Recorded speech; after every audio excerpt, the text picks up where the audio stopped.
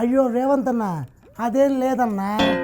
ఇంకా జబ్బ సక్కగా కాలేదా నీకు? ఇట్లా ఇట్లా అని అంటున్నావు. అంటే ఆల్మోస్ట్ 5 years పుష్ప 2 చేసి అలవాటు అయిపోయింది సార్. ఆ నోట్లో కూడా జర్దా ఉన్నట్లుందిగా. అయ్యో సార్ ఇది జస్ట్ యాక్టింగ్, నాకు అసలు అలవాటే లేదుగా. నీ యాక్టింగ్ ఏమన్నా ఉంటే సినిమాలలో చెయ్యి, నా దగ్గర కాదు చెప్తున్నా.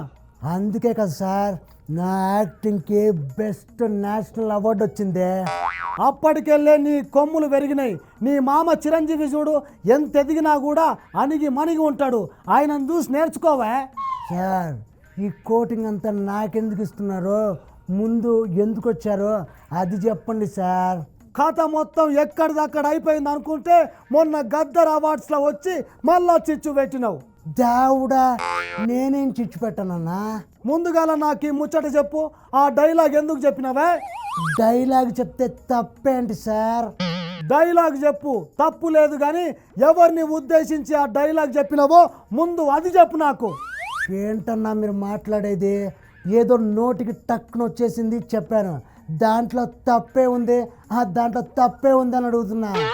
ఏది ఒకసారి చెప్పు ఆ డైలాగ్ ఏందో. నా బిడ్డ మీద ఒక్క గీటు పడ్డా గంగమ్మ తల్లి జాతరలో పొట్టేలు నరికినట్టు రప్ప నరుకుతా ఒక్కొక్కడిని. పుష్పరాజ్ అస్సలు తగ్గేదేలా. ఇందులో ఏముంది సార్? ఇందులో ఏముంది? లోతుగా ఆలోచించేటోళ్ళకే అర్థమవుతుంది ఆ డైలాగ్లో ఏమున్నదో. నాకంత లోతుగా ఆలోచించడానికి రాదు సార్.